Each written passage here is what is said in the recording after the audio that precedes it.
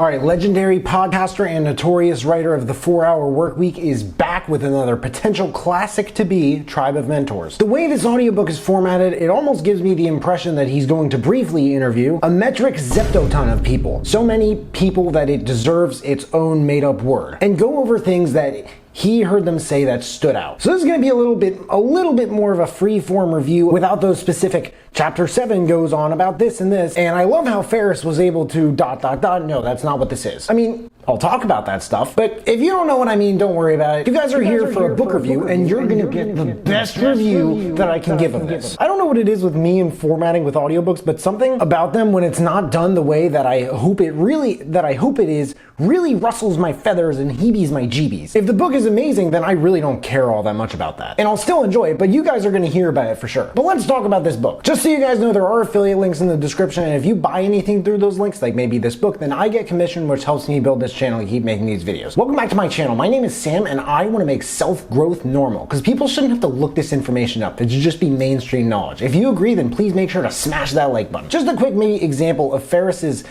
energy, his sort of personal disclaimer to the listener of the audiobook was, please don't do anything stupid and kill yourself. It would make us both quite unhappy. Consult a doctor, lawyer, or common sense specialist before doing anything in this book. As Tony Robbins says, the questions you ask yourself determine what you focus on. A question Ferriss asks himself about so many things that he doesn't fully understand. What would this look like if it were easy? There are 11 questions Ferriss asked a boatload of entrepreneurs, influencers, and celebrities in their own fields about really just life, self-growth, and personal problem solving. He was like, please answer 3 to 5 of these of your choosing. And if you want to, you can answer more. He got a bunch of responses because this dude knows how to write emails, and he knows how to reach these people in a way that gets a response. Not to mention, of course, by then his following had grown pretty substantially. Here are the questions, and I will include some notes I took on answers that I heard a lot of and what I found interesting as well, since this is a review and not just a summary. Number 1, what is the book or books you've given most as a gift and why? Or what are 1 to 3 books that have greatly influenced your life?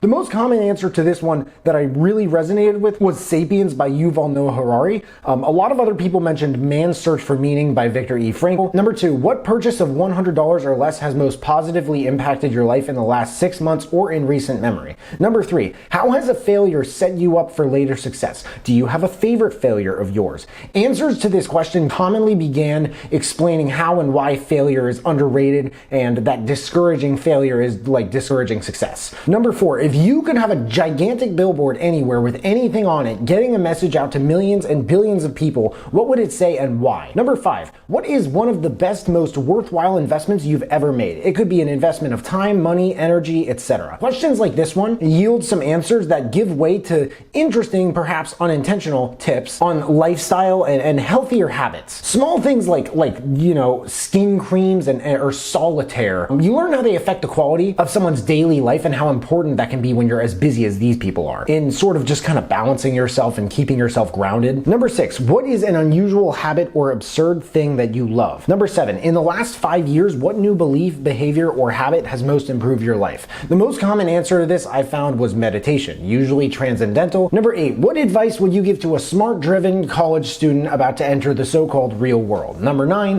what are bad recommendations in your profession or area of expertise? Number 10, in the last 5 years, what have you gotten better at saying no to? Distractions, invitations, etc. A lot of people have a yes list and a no list and use looking into the future and thinking what's going to matter the most to me when I'm on my deathbed. They use that as a gauge to see what to say yes or no to, and drawing a wide and deep line in the sand between the two. Some people said that they're very bad at saying no, admittedly, which honestly, I admire their maturity in confidently being able to say that as an answer. These people, they also said they're excited to read other answers for advice. And number 11, lastly, when you feel overwhelmed or unfocused, what do you do? If helpful, what questions do you ask yourself? Ferriss explains why each question is important, and he said that he hopes that every time you listen to Tribe of Mentors, something new will grab you, shake your your perception of reality, illuminate your follies, confirm your intuition, and correct your course at that all-encompassing 1 degree. The entire spectrum of human and emotion and experience, he said, can be found in this book, from hilarious to heart-wrenching, from failure to success, and from life to death. Each of these people answers each of these questions,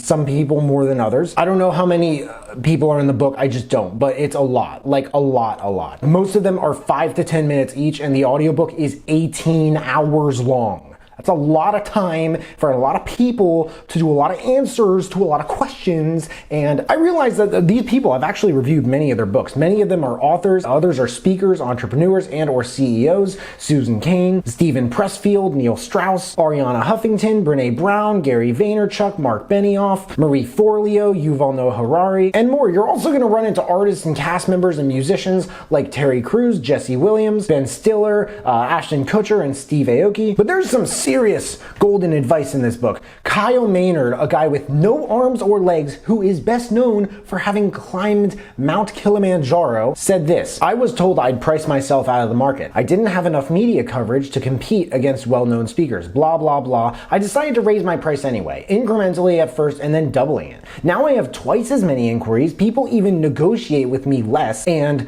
I wish I had done it earlier. It's given me much more freedom. As I write this, I'm spending a week on a yacht in Croatia and the rest of the summer traveling through Europe. Time is the only thing you can't get back. By the time you read this, hopefully I'll be on my way to doubling it again." The more I got into it, the more I thought, this is like a hell of a book idea. Hopefully I'm kidding, but I do wonder if his other books, Tools of Titans, is like this one, and if it's different, I'd love to know how. Any Ferriss fans who have checked out both, please feel free to enlighten us here in the comments below. I'm a little worried that the concept might actually impress me more than anything I hear in it. And I think it might have, actually. He also has quotes he likes a lot that he lays out in between every 3 or 4 interviews. I'm not very well versed in movies and shows, but you know, I've seen a thing or two every here and there, every now and then again. And from those few things, I think that Terry Crews tends to play characters who are 1% as wise as he himself is. He's amazing though. He's incredible. Tim Urban had a lot to say, one of the most popular writers on the internet, who of course I've never heard of. Author Ayaan Hirsi Ali had something interesting to say about diversity. We need a new diversity, not one based on biological characteristics and identity politics, but based on diversity of opinions and worldviews. I gotta say, she went through some stuff that helped her propel into this way of thinking. Something I also like a lot is before everyone's answers, he'll quote one of them and then he'll plug in their social media information and website for each person. Veronica Belmont had something interesting to say about feedback. She said that not all creative feedback is creative and not all ideas from your users are good ones. I agree with this, and I also agree that taking too much stock in your feedback can sometimes take away from the vision that you have, and over time it may not really feel like your project anymore. Joseph Gordon-Levitt mentioned something interesting I've always wondered about being famous. I think there's something natural about wanting to be famous in terms of biological evolution. When our ancestors lived in the wild, having everyone know who you were probably helped get the support that you need to brave the harsh environment and pass on your genes. So I'm not saying if you're a bad person if you want to be famous. I'm just saying you might go down a path that won't lead you to happiness. Quite obviously, the book is full of insights like this about just about anything that you can think of pertaining to higher quality living and what makes it higher and how to make it happen. Something else that's pretty cool is that most people probably could answer like a lot of these questions. So they're very relatable and they're very open-ended. As you listen to the answers, you feel like you kind of connect with the person. But I think that ability to come up with questions like this is a result of the author's education, or self-education that is, but also his experience with podcasting. You learn so much about conversation and how to learn the most you can about basically any topic from your guests, and I think that really helped him a lot with this book. It's hard to pinpoint what exactly is the most impressive thing about Tribe of Mentors. I don't know if it's the concept or its uniqueness or the depth or the range of topics it covers, the actual questions, or something else, but it's definitely hard to pinpoint. There are so many. The only real downside I can think of with Tribe of Mentors, you are bound to run into contradictions. And with a concept like this one, I feel like this is an inevitable, maybe not flaw, but definitely condition. For example, Jason Fried's answer about advice in your profession to ignore, it included some sort of a mini rant about how an obsession with failure isn't ultimately what's going to help you learn as much as people act like it is. This obsession with failure floods answers from other people to the questions about one's favorite failure. Here's the thing though. And I almost saw this coming. I swear I saw this coming from a mile away. About halfway into the book, you could smell a little bit of redundancy. You could. These videos are maybe 99% scripted. I always write these things out as I go. And I always write things that stand out. But I went maybe 2 to 3 hours and wrote literally nothing down at this point, which is usually not a really good sign at all. I didn't notice any patterns in answers to those questions, which isn't really a good or bad thing, just sort of the thing. Some stories do still stand out. I love the one about Steve Aoki's mother and what he learned about priorities when he met her at the airport. I really love the way that Steve Aoki thinks about things. This part was right up my alleys, and I hope it's up yours too. That totally came out wrong, but check this out. There is a neon futurist hope, a hopeful utopian future where we use technology to better our lives, enhance our creativity, and live longer, happier, and healthier lives that are not plagued with disease, and where we use our resources in a way that doesn't destroy the planet. My favorite answers overall, like together for a person, was probably Yuval Noah Harari's. This guy has a beautiful mind and a very, very captivating way of looking at things. It's very refreshing. If you want to know what I'm talking about, check out this book and then check out his book, Sapiens, and definitely 21 Lessons for the 21st Century. Like I said, a lot of people in this book said that their favorite book overall is Sapiens. I think 21 Lessons is super, super underrated. Super.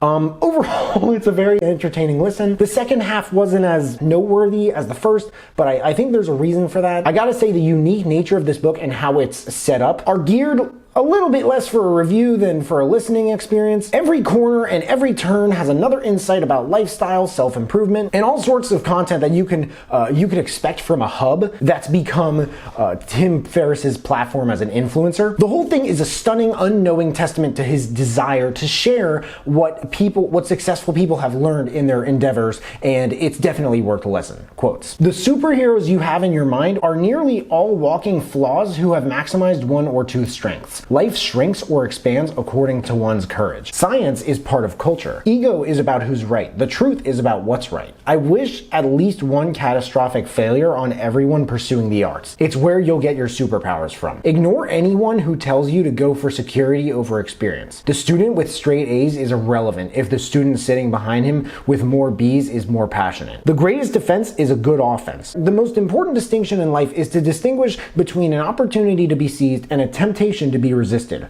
Just because I lost doesn't mean I failed, and just because I won doesn't mean I succeeded. You'll always have less attention than time. We all want freedom. Discipline is the only way to get it. Direction 1. I recommend this book for anyone looking for some mentorship. Direction 2. If you like this book, I have heard excellent things, actually from people in this book, about his other one, Tools of Titans. Some of the other ones mentioned earlier in the video, like Sapiens, 4-Hour Workweek I might have mentioned, and definitely The Alchemist by Paulo Coelho. Tribe of Mentors by Tim Ferriss. There's a link in the description if you guys want to check it out and read the reviews. That and all the other books that I mentioned in this video if you want to check those out too. If there are any other books that you guys want me to check out and review, please let me know in the comments below. Also let me know if you checked out this book and you liked it. But hey, make sure to smash that like button, subscribe if you haven't already, because I don't get why people watch this far into my videos and they don't subscribe. But if you have subscribed and you want to turn it up just a notch and turn on that notification bell to get a notification whenever I drop new videos, that would mean the world to me. Thank you guys so much for watching. I really appreciate it. You can find me everywhere, and I'll see you then.